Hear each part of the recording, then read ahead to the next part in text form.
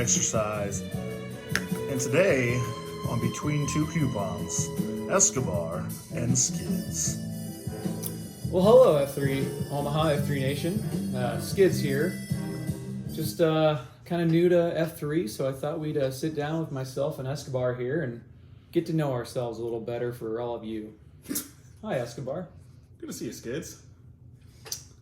Well, I think we had some questions here for F3 Omaha. You know, we do. I thought we'd maybe step back for a moment and be real for a moment, a little bit authentic, and give the PAX maybe a little bit of a preview into what we're all about. That sounds like a great idea. So the question from the PAX, first one, is what brought you to F3? Well, I got EH'd by a great man, the great godfather of Millard Mojo, Eartag. Eartag and a bunch of other dads of my middle son's soccer team were all buddies and seemed to talk about these workouts all the time. So decided to give it a shot after just kind of wanted to learn more, you know. How many times did you have to try to EH you? Just a couple times, but he asked me in the winter first, and I was kind of like, yeah, I don't know about that. But then Eartag's M kind of gave me crap at soccer practice, said, when are you going to go join the guys for a workout? And that was about May, so June came pretty fast. I love it. What about you? What keeps you coming back? I notice you post about 5 or 6 times a week at least. So yeah, so right now the routine's Monday through Friday. Every now and then I'll jump in on a Saturday. It just kind of depends on how I keep the M happy and make sure I'm kind of fulfilling my responsibilities as a dad and as a father, husband rather. For me, it's a couple things, right? It's about the brotherhood. I'm just a big fan of the way I was accepted. When you think about a couple of key themes that really resonate with me, like it's a commitment from like Hard Hat and Trench and JC, the Lucky Charms and the Dip Brothers, right? Like there's their level of commitment to this organization really just inspires me. It's also about the leadership, right? It's just seen tremendous leadership from like Tater Tot and others. keeps pushing you.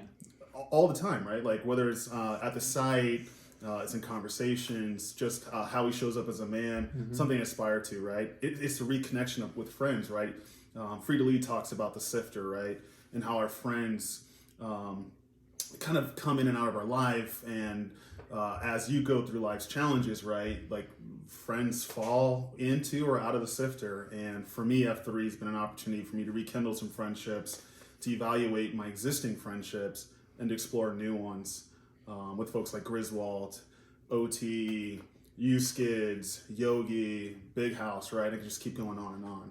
So Yeah, you kind of have that core. You've also really grown outside of your Miller South. I try to, and then I guess, you know, for me, the other thing is the Gloom's a great equalizer, right? Like we're all on equal level playing field when we pop into the Gloom. So that's what keeps me coming, right? It's about the people, it's about the brotherhood, it's about the equalizer and the challenge. Yeah. Yeah. Thanks for sharing that. Yeah. What do you think the biggest epic slam down, beat down you've had so far? Most epic beatdown, I would say, would have been probably Wild Kingdom in July, right? So the boys and I from Millard Mojo, we were messing around in Sarpy County for a long time and just kind of noticing just the level of engagement, the level of commitment, how hard and voracious and the tenacity of those workouts. And So OT basically put out a challenge to Tater Tot and basically said, Sarpy County Swagger brings it, Sarpy Swagger brings it, let's see what Douglas County can do. And it was interesting, right? We're at Wild Kingdom, we're all staring at each other in the gloom, and you can see Tater Tot has this glimmer in his eye, and you know he's about to just whoop our ass, right? And usually a really good beatdown is about a minute to 2 miles of effort. But Tater Tot took us for about 3.5 miles, it feels like, and he just whooped our tails. And I'll never forget it, and I think I was sore for 2 or 3 days. Yeah, it's fun when you get that challenge. I remember I was up at the Benson pop-up and got some coffee with the guys. We had long conversations on Sunday. People had more time, and for some reason I had said, you DC guys, to Othello, I think it was. And he kind of gave me that, DC? I'm like, yeah. And he's like, Washington, DC? Douglas County, they got service. So it kind of became a thing there, I think, even more for me, getting up there, seeing those guys, and just kind of branching out more, seeing some more AOs to find the toughest spot, if you will. Yeah, that's probably one of the best things is all the different AOs. There is kind of a slightly different culture between DC and Sarpy Swagger. Obviously, here in Millard, we're trying to bring our own little swag to the game. So it's kind of an interesting, fascinating culture here at F3 Omaha. Back to you. You get to pick them. So who is Omaha's toughest Q, or who inspires you the most in F3 Omaha? Ooh, toughest Q. Well, the one that worked me the most was a Saturday. I think it was the pit, and Double Dip ran us through stuff he had run through the high school and wrestling team. So, it's pretty comparable guys, peak athlete condition, 20 years old, 18 years old, no, 40-year-olds trying to throw medicine balls, up and down 200-yard sprints essentially over and over again. So that was probably the hardest Q to date. There's been some other really close ones, but it's always those beat downs. It's kind of the unexpected. Murphs you can kind of prep for, they're tough, but I feel like it's those ones that really get you the cardio going with the strength and stamina that you're just not ready for. What's your saying? Wrestlers what?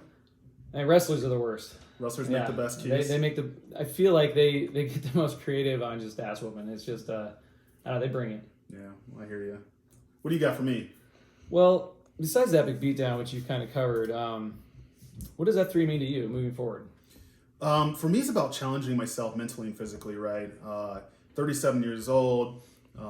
I feel like there was a time I felt like my peak physical condition was behind me, and seeing guys like Wait Time, who respect, by the way, who just hit 50, and to see his conditioning really inspires me to challenge myself physically.